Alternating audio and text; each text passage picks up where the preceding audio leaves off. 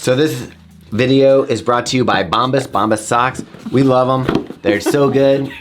There's none in here, but we like them. We use them for our runs. You know why there's none in here? Because we're wearing them all the time. The socks are great. They're very nice for fit and wicking sweat and keeping you away from blisters.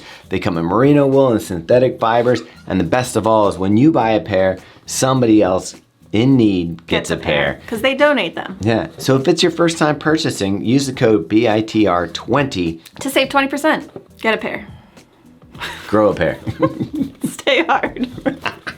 Hi, this is Thomas with Believe in the Run. And this is Megan with Believe in the Run. We're doing something special for you today. We're doing the Saucony lineup, at least the Saucony lineup that we like. So we're gonna leave out some shoes like the Freedom, maybe the Kinvara, shoes that we weren't really into, and talk about the ones that we did like. I was gonna say, this is the best of Saucony's 2022 shoes. Maybe that's a better way to say it. That was a better way to say it. So we'll go with that. Thanks, Meg. She never high fives when the camera's not on, by the way. She'd be like, what are you doing? Put your hand down.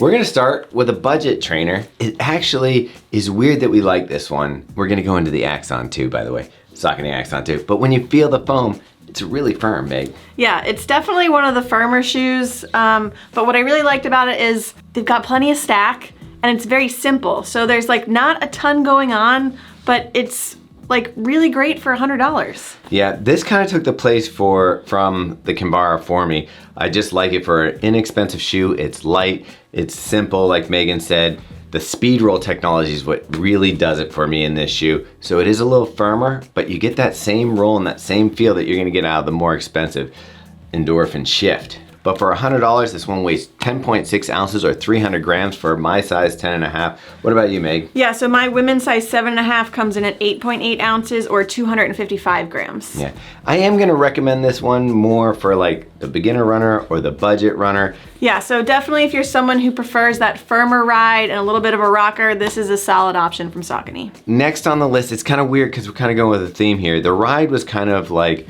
the built up Kinvara.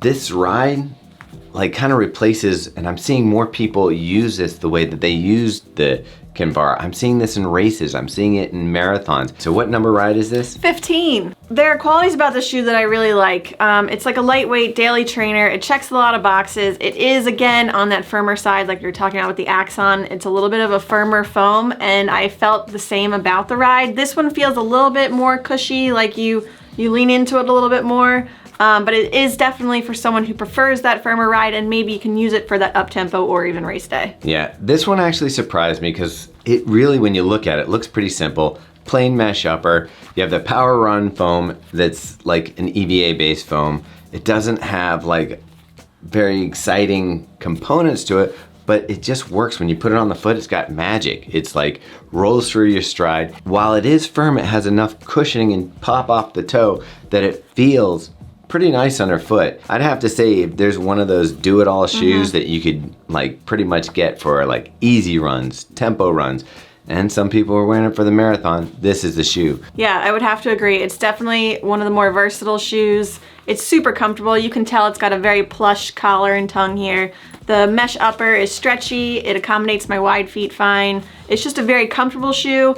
And like we're saying, with that firmer underfoot feel, you can really do a lot with this. Yeah, and almost all the uppers we're gonna talk about today from Saucony are pretty good. Like Saucony's done a really good job this year with their uppers and the fit. True to size, no hot spots on almost all of these shoes. I can't remember a Saucony I put the shoe on where I didn't like the way the upper fit. This one's no exception. It also looks like it would probably be heavier than the Axon, but this one's actually lighter. This one came in for me at 8.8 ounces or 249 grams.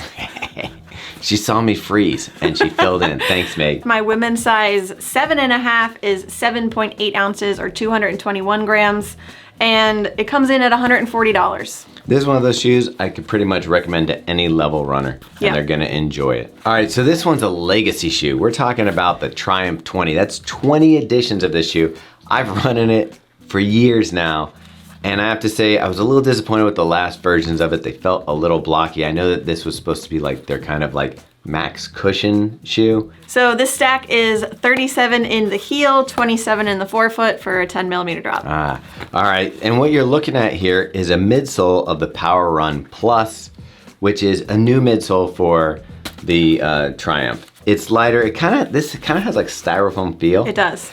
On paper, this really worked well. Like you increased the stack, you got a softer, lighter cushioning, you got this updated upper. It was like really perfect on paper, but I didn't love it out on the roads. Honestly, feels a lot to me like the Speed 3, which we'll get to in a little bit. This doesn't have the plate, but the firmness with the cushion, it just kind of doesn't give as much as I'd want it to. They did lighten up from the previous version. So for my women's size 7.5, it was 8.3 ounces or 230 grams. And mine was 10 ounces or 283 grams.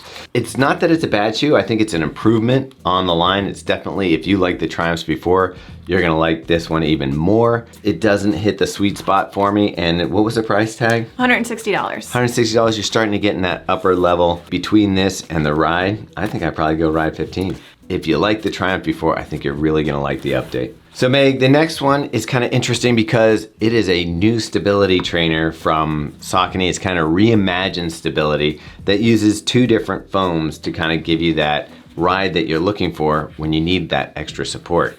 You've got the Power Run PB foam here, and it has Power Run foam kind of making a horseshoe shape around the back and giving you a little bit of stability underneath the arch of your foot.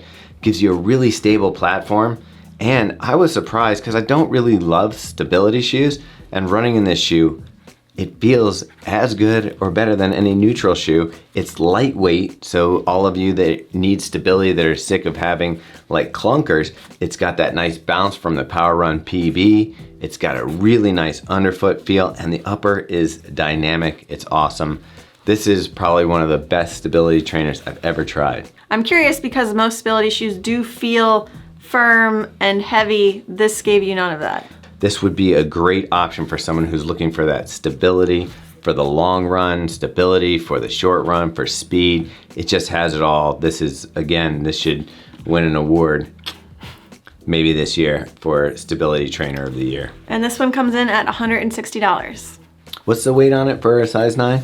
8.9 ounces or 252 grams. There you go, Saucony Tempest. So another surprise from Saucony, because the last two shifts we weren't really that into. They were nice concept, but they weren't fully developed. And then this one came along, and Meg, I knew you were gonna like it off the bat because... Look at it. Yeah, the color. You love an all white shoe right now. With the gum sole. Yeah. It's the combo. It's the combo for me. It's a nice combo.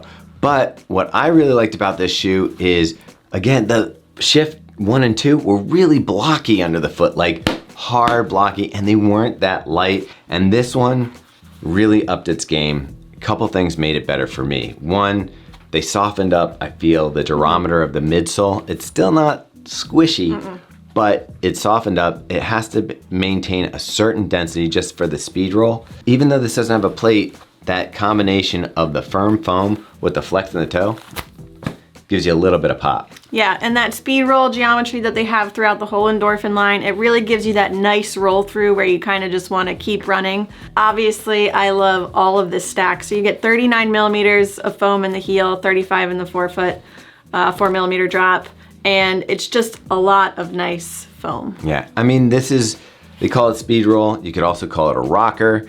It just goes through your stride really nicely.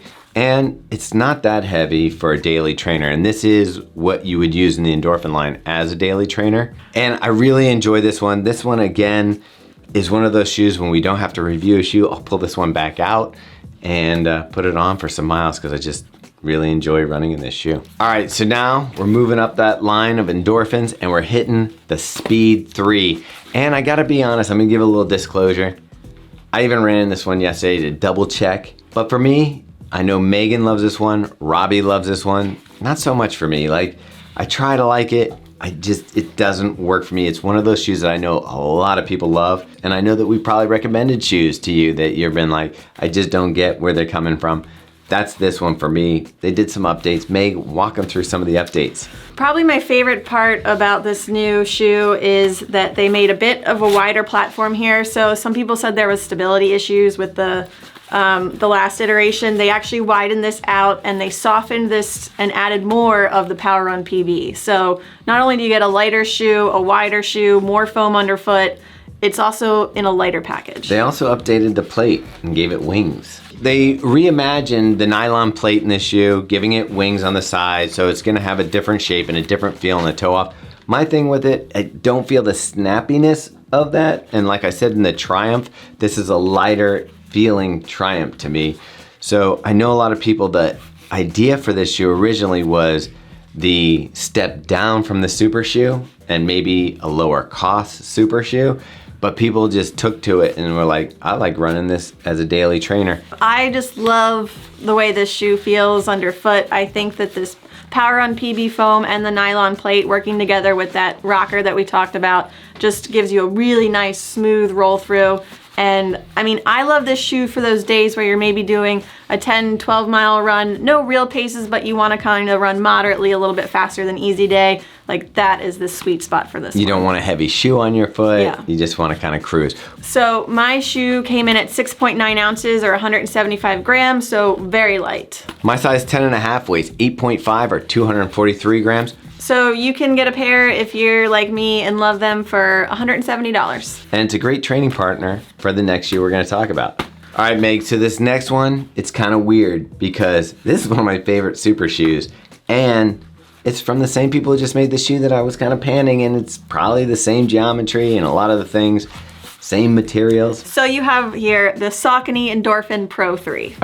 Was I not getting to it fast enough? I don't know what was happening there. This shoe is phenomenal as far as the super shoes go. I think that right now there's enough stuff on the market that you can start fine tuning what you like. This shoe does a really nice job. The upper, light, airy, breathable, fits really well. Yeah, you have a nice gusseted tongue. It's super breathable. I mean, you can see through it. You also have some shine, which kind of makes it look like a mermaid. And then underfoot, you get even more Power Run PB. So 39.5 millimeters in the heel, as high as you can get while still being street legal. And if you ran in the previous models of this, they felt a little firmer, a little snappier, but like firm. And this one has that soft give, but still gives you the pop off the toe. They do a really nice job with the speed roll and the carbon plate in this, and the way that the toe spring works. I feel like this one really rolls through my stride. Yeah, I really, really liked this shoe. I mean, you can tell I've done a few races in them. They have some nice wear, but they still feel great. So you still have an amazing pop. And like Thomas was saying, the previous version was a little firmer. This one, I feel like your foot, when you land, sinks down, and then you really see that pop from the carbon fiber plate. It's called energy return. Also, super lightweight. My women's size 7.5 came in at 6.9 ounces or 175 grams. My size 10.5, what did it come in at? 7.92, 23. My 10.5 comes in just under 8 ounces, 7.92 or 223. Save me again. 283? 223. 223 grams. Wow, the numbers over here. I love this shoe. I won't be surprised if I do a couple more shorter races in this. For me, this was the half marathon and down. I wasn't sure I wanted to put 26.2, although I do think a lot of people would enjoy it. For me, this was just more of the shorter race distances. You can snag a pair for $225. So that wraps up our lineup of the Saucony shoes that we're digging this year from 2022. We hope you check them out. Give us your feedback. Tell us which ones you loved in the comments. I know a lot of you love Kinvara, and we left that one out. Some of you like the Freedom, we left that one out. Double check us out on Instagram. You can check us out on our 2 podcasts, Feel for the Soul and The Drop. We've got a Facebook group. We've got a Strava group. I mean, anywhere you want to connect with us, you can. Except for TikTok. We might get there. Maybe Meg will bring TikTok back. Probably not. All right. Anyway, thanks for watching. And again, thanks for supporting the channel. If you could like and share this video, that would be great. Bye.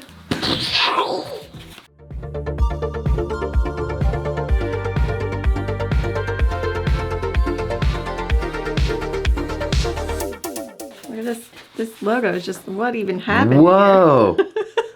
Whoa. What? That's not good. Oh my God, $225. Forget how much these are.